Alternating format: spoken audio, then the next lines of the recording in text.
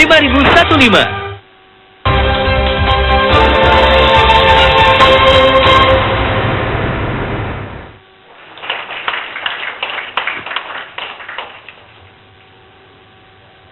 Pemirsa, kita lanjutkan diskusi kita. Agak menarik Anwar Puadi, cuma saya agak kecewa karena surveinya terhadap seorang yang seperti Anas hanya dari satu komunitas di rumah Jermanis untuk mengatakan bahwa populer gak populer. Sebagai caleg harusnya surveinya lebih luas. Kita lanjutkan sekarang ke Pak Cipta. Benar gak ini acting? Dan apa yang ditangkap di situ? Pertanyaannya nggak jelas, Bung Karni. Dia bilang itu actingnya Anas. Ya. Jadi dia aktor, sehingga apa iya actingnya, Pak? Di satu sisi saya sependapat dengan Bung Anwar bahwa Anas tidak jujur di sana. Sebagai orang komunikasi kelihatan apa yang dikatakan itu pasti berbeda dengan hati dalam hati nuraninya. Kalau saya berterima kasih dengan Mas Karni, berarti Mas Karni itu ada berbuat sesuatu kepada saya. Saya mustahil mengatakan terima kasih Bung Karni kalau Bung Karni tidak melakukan sesuatu kepada saya menguntungkan saya. Nah, Anas mengatakan, dia sebut nama-nama itu kan, di atas segalanya, kata Anas. Jadi yang paling dia terima kasih itu dengan Pak SBY. Ada apa?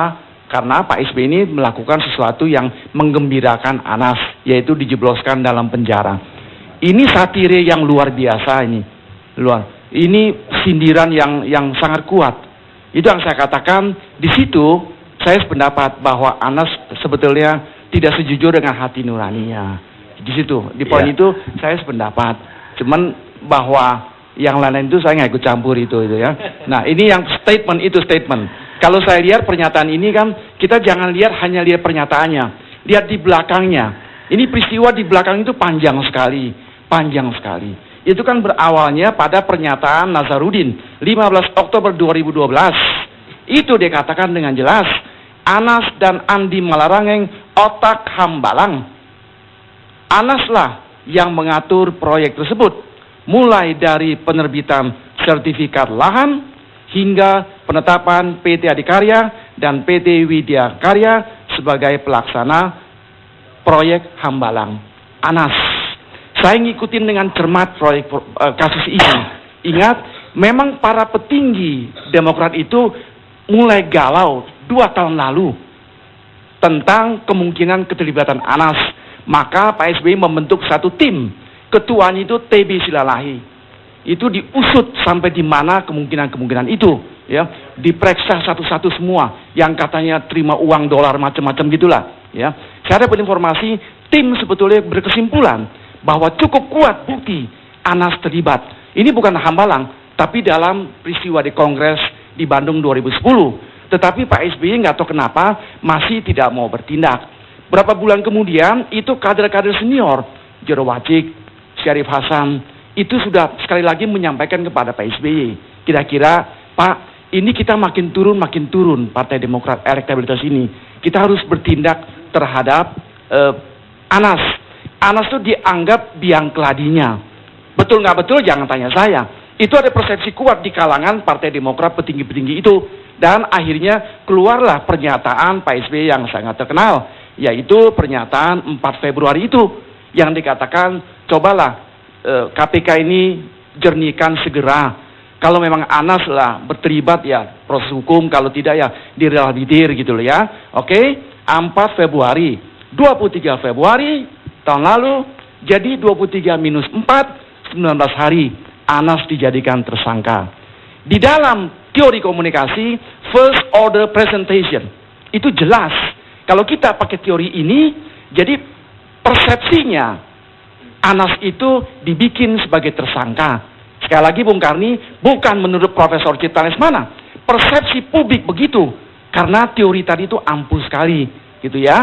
Apalagi didahului dengan bocornya. Sprindik. Bocor waktu itu, besok paginya Johan Budi mengatakan KPK sampai sekarang belum mengeluarkan sprindik menetapkan Anas sebagai tersangka. Jadi ini ada hiruk pikuk politik. Dan Anas dari hiruk pikuk ini, Anas hakul yakin saya ini dizolimi. Itu persepsi Anas, ya, persepsi Anas. Maka ini proses terus, akhirnya keluarlah pernyataan yang sangat terkenal itu. Terima kasih kepada Abraham, terima kasih pada penyidik. Yang saya perhatikan betul-betul, yang menarik bagi saya sebagai orang komunikasi, di atas segalanya, ini pernyataan penuh makna, Bung Karni. Di atas segalanya, saya berterima kasih sekali dengan Pak SBY. Itu sindiran yang, waduh, keras sekali, Pak Karni. Tapi bisa juga itu berarti dendam. Anas saya yakin sekali sebetulnya benci dengan SBY. Kelihatan dari kalimat itu, dari sisi komunikasi. Walaupun kata Pak Marzuki Ali, SBY itu sebetulnya sayang dengan Anas. Bagaimana sesungguhnya? Nah, saya tidak tahu.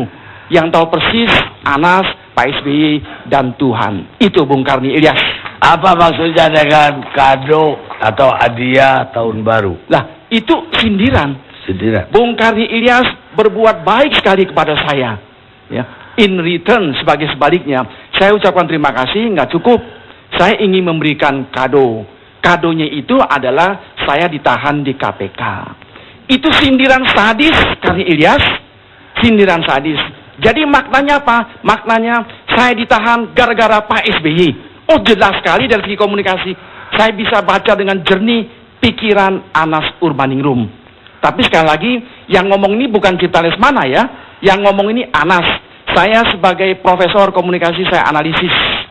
Jadi di mata Anas, di persepsi Anas ini adalah karena tindakan Pak SBY. Maka saya masuk ke penjara. Lalu diplesetkan, terima kasih Pak SBY karena saya sudah masuk tahanan. Baik, tadi penafsirannya bahwa seolah-olah Anas mau mengatakan bahwa dia masuk penjara karena Pak SBY. Saya yakin persepsi Anas begitu. Nah, saya akan ke Makmun Murad, juru bicara PPI. Apa ini juga yang Anda maksud dengan ada pertemuan Cikeas lah, Anda bilang? Ya, terima kasih Bang Karni. Assalamualaikum warahmatullahi wabarakatuh. Saya hanya kaget aja tadi Profesor Cipta Lesmana bisa bicara seperti itu. Terima kasih. Sejak awal saya berkeyakinan bahwa keyakinan saya, dan Mas Anas bilang keyakinan itu di atas segala-galanya. Keyakinan saya mengatakan bahwa Anas tersangka itu memang dominan masalah politik. Dan itu bisa dirinci sejak awal. Kalau tadi misalnya profesor memulainya dari yang jedah segala macam itu bisa ditelusur sebenarnya sejak awal. Ketika menjelang kongres itu, ketika kemudian Mas Anas dilarang untuk maju sebagai calon ketua umum. Dan itu terang-terangan. Kalau di dalam buku saya itu saya sebutkan di situ bahwa beberapa hari menjelang kongres itu Mas Anas dipanggil ke Wisma Negara, disuruh mundur oleh Pak SBY untuk tidak maju, nanti dapat jabatan sekjen. Kemudian setelah Mas Anas ada di Bandung itu, kemudian beberapa menteri itu datang ke Bandung dan meminta juga Mas Anas untuk mundur. Dan Mas Anas tetap bersikukuh untuk tetap maju. Ya, yang saya pertanyakan sekarang hubungannya dengan Pak Cipta tadi, bahwa pernyataan Anas itu mau mengesankan bahwa dia ini masuk penjara karena Pak SBY. Apa hubungannya dengan yang Anda katakan ada pertemuan Cikeas sebelum Anas ditahan? Terkait dengan pertemuan Cikeas, sebagaimana yang saya dapat info, itu saya memang mendapat info tersebut dan saya berkeyakinan, ini kan kemudian ada dua keyakinan Pak Karni.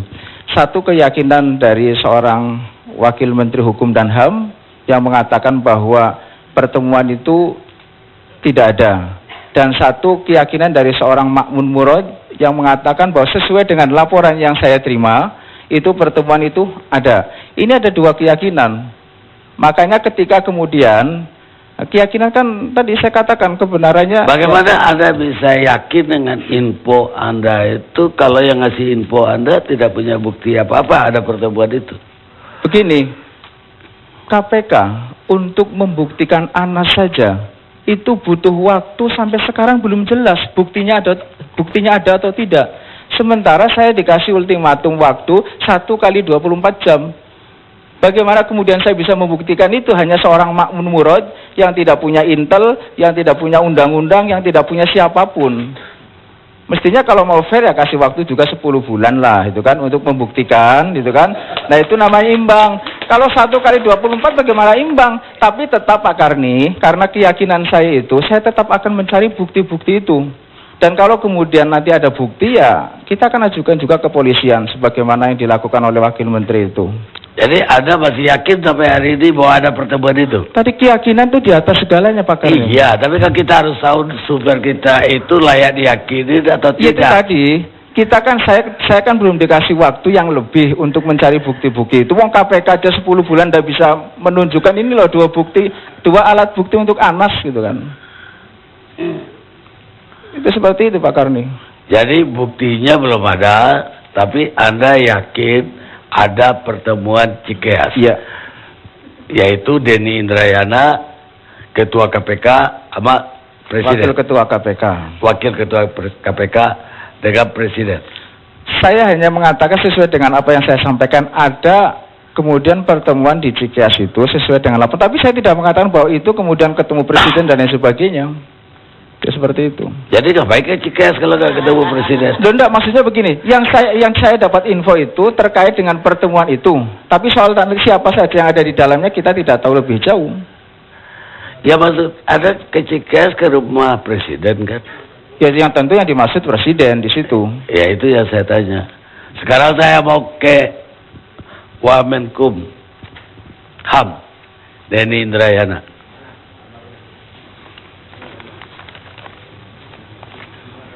Pak Karni. Ya, selamat malam, Bung Denny.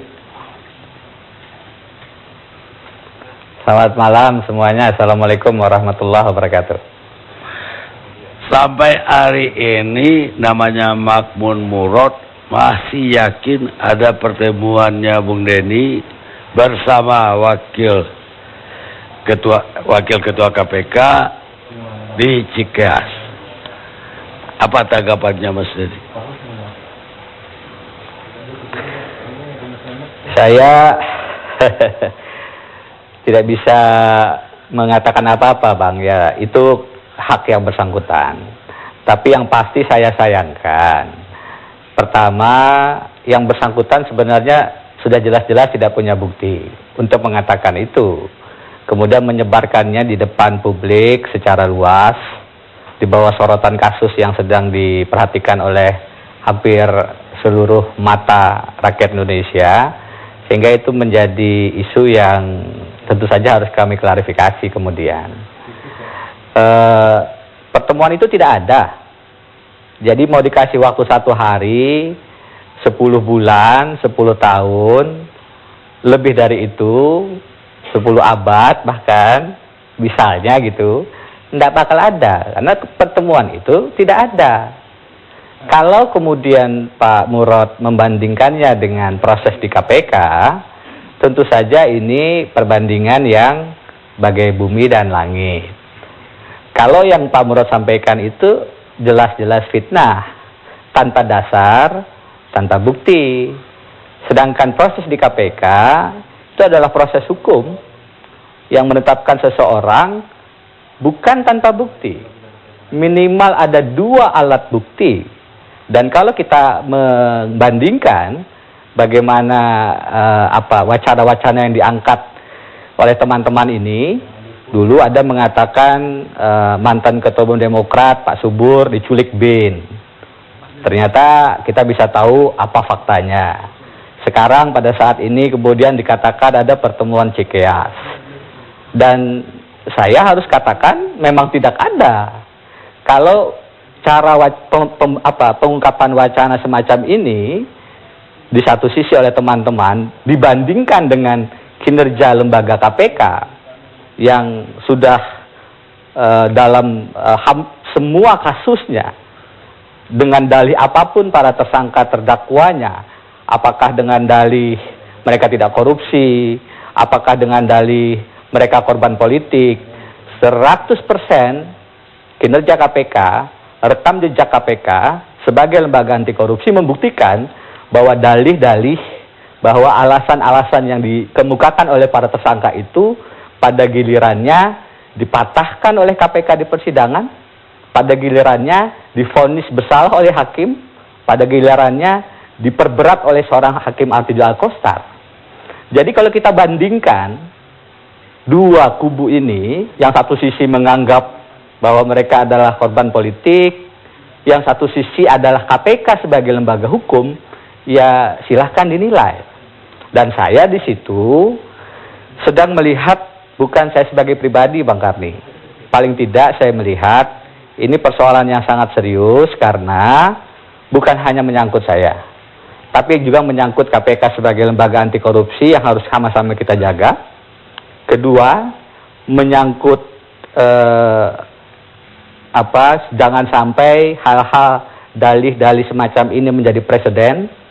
Setiap kali ada orang terkait kasus korupsi kemudian digunakan alasan-alasan yang tanpa dasar, disampaikan dulu isunya, disampaikan dulu secara luas informasinya, baru kemudian nanti saya cari buktinya. Ini kan metode yang terbalik. Harusnya diverifikasi dulu, dibuktikan dulu, baru disampaikan kepada publik. Yang ketiga, yang tidak kalah pentingnya adalah demokrasi kita itu sekarang salah satu penyebab penyakitnya adalah karena kebebasan berbicara itu dicampur adukan dengan rumor, fitnah, dan sejenisnya. Kita harus memisahkan dengan tegas, kita harus memberi demarkasi yang jelas. Satu sisi ini fitnah yang harus kita hilangkan, kebebasan bicara, mengkritik, tentu harus kita jamin. Nah, saya melihatnya lebih luas dalam perspektif itu Bang Karni, tidak semata-mata hanya ini satu hal pertemuan yang disampaikan oleh Pak Murad dan kawan-kawan yang perlu diklarifikasi secara tegas.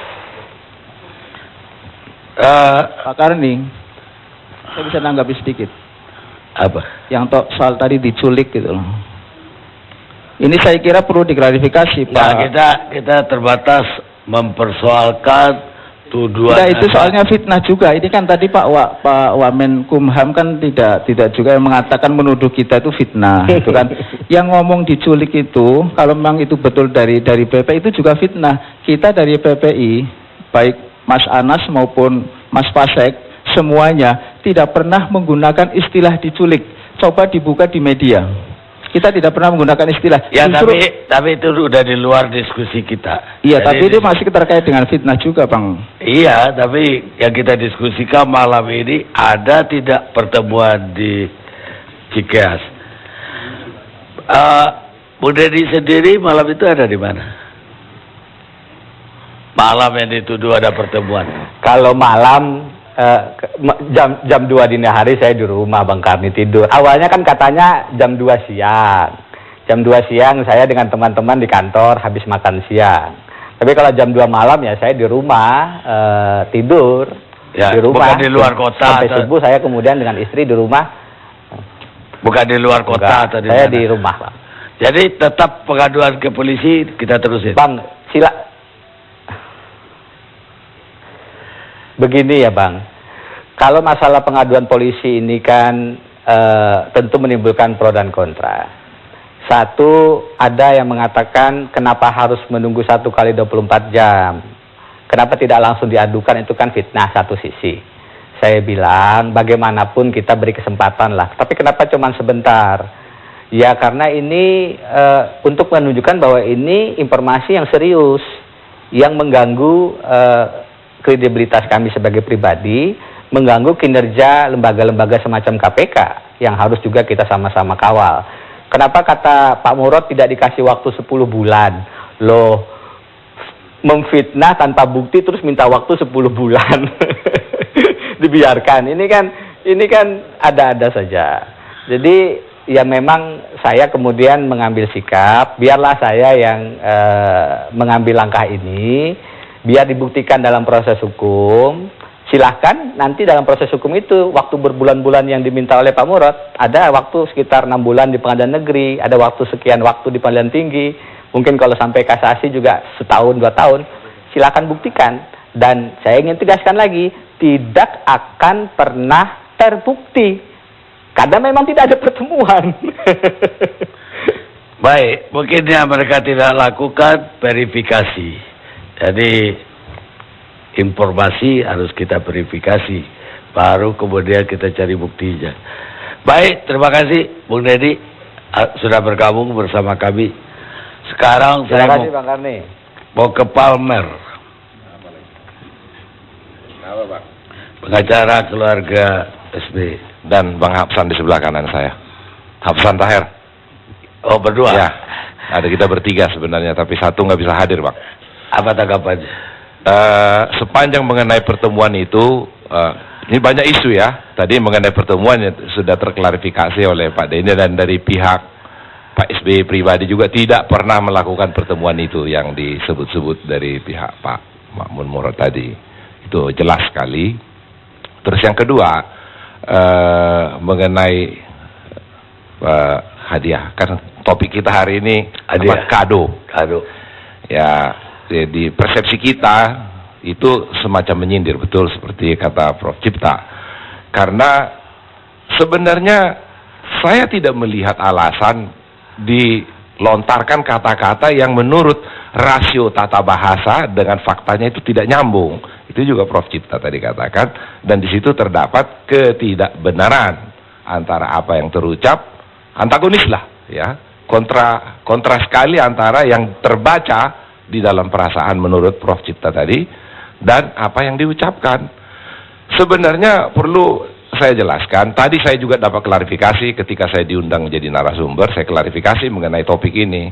Pertama, kata-kata itu tidak tepat, karena selama ini Pak SBY itu tidak pernah melontarkan kata-kata apapun yang mendorong Pak Anas itu supaya jadi tersangka. Hanya mintalah sikap dari KPK itu, jangan menggantung gitu. Karena itu kader, gitu loh, khawatir gitu. Dan itu juga dijelaskan di dalam penjelasannya. Prof. Cipta sudah dengan baik menuturkan tadi tanggal demi tanggal. Sebenarnya peristiwa ditetapkannya tersangka itu jelas kok. Prof. Cipta juga yang mengatakan karena Anas itu dikatakan oleh Pak Nazarudin, bukan dikatakan oleh Pak SBY. Terlibat, bahkan disebut aktor.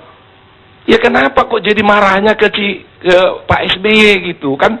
Selain kalau menurut Pak Anwar tadi, itu kan bagaimanapun sesepuh dan pendiri, adalah rasa hormatnya. Pertengkaran bawa ke dalam, jangan menebar sesuatu, apalagi seperti itu diberi hadiah. Ada beberapa kader, ini saya dapat klarifikasi tadi. Ada beberapa kader, katakanlah Andi Malaranggeng, katakanlah Angelina Sonda, katakanlah Nazarudin. Pak SBY minta, tidak langsung memvonis, meminta kepada lembaga yang berwenang memeriksa itu di internal partai. Coba periksa apa di balik ini. Betul tadi sudah dikatakan juga oleh Prof. Cipta. Banyak mengetahui kelihatan beliau. Walaupun memantau dari luar, tapi kelihatannya detail sekali.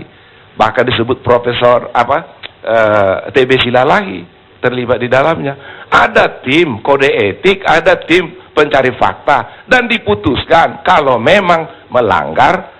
Sebenarnya Pak SBY itu karena kalau banyak orang menaruh iri, sebenarnya seperti menaruh anak emas sebenarnya ke Pak Anas ini. Banyak sebenarnya di dalam itu, walau tak tercuat ke permukaan, ada rasa kok ini diistimewakan. Mungkin tak terasa bagi Pak Anas sendiri, bisa saja karena tidak merasa dia sudah menjadi besar, karena dia sudah jadi besar. Tetapi faktanya saya dengar, siapapun, karena itu komitmen partai dan dinyatakan dalam Kongres, siapapun anggota partai yang terlibat, selain diperiksa secara internal, kalau sudah diputus harus diberi sanksi.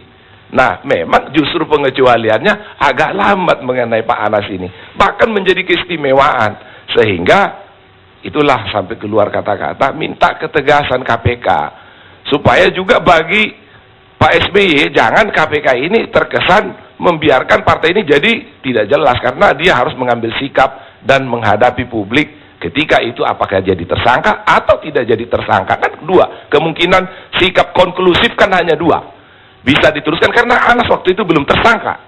Itu kan baru terperiksa. Mau dibikin jadi tersangka atau lepaskan dia hanya jadi saksi gitu. Jadi keputusannya yang diperlukan sebenarnya. Janganlah ditarik-tarik dengan ketegaan, melontarkan kata-kata, menuduh ada pertemuan. Itu kan nggak usah lah yang seperti itu. Jadi kita berpolitik juga, menerapkan hukum juga beradab lah, maksudnya kira-kira begitu. Jangan jadi berwasangka atau buruk sangka. Karena siapapun tidak ada yang mau dianiaya dengan tuduhan-tuduhan kosong. Percuma itu gitu. Karena ini masalah hukum. Pure, nanti bisa kita dengar dari penjelasannya Mbak Elsa di sini, karena kliennya lah Nazarudin yang menyebut-nyebut nama Anas. Jadi jangan dipolitisir, minta pembelaan karena Pak SBY tidak bisa membela, bahkan iparnya, bahkan ini juga perdebatan publik. Besannya yang namanya Aulia Pohan ditahan pada sebelum pemilu kedua. Semua orang udah menyangka Demokrat akan hancur. Tetapi terbalik logikanya kan begitu. Justru menjadi senjata. Tapi saya bukan pakar publik, tapi itu fakta. Aulia Pohan itu sudah Jadi ada menangkap ini action Anas ini untuk dapat pembelaan dari Pak SBY. Dan itu tidak dapat. Karena itu jadinya kemana-mana. Terbaca seperti itu, Bang. Terbaca seperti itu. Pak SBY itu diminta lindungilah kader gitu loh. Sudah terkena. Karena malah kok dituduh sekarang mendorong kan begitu.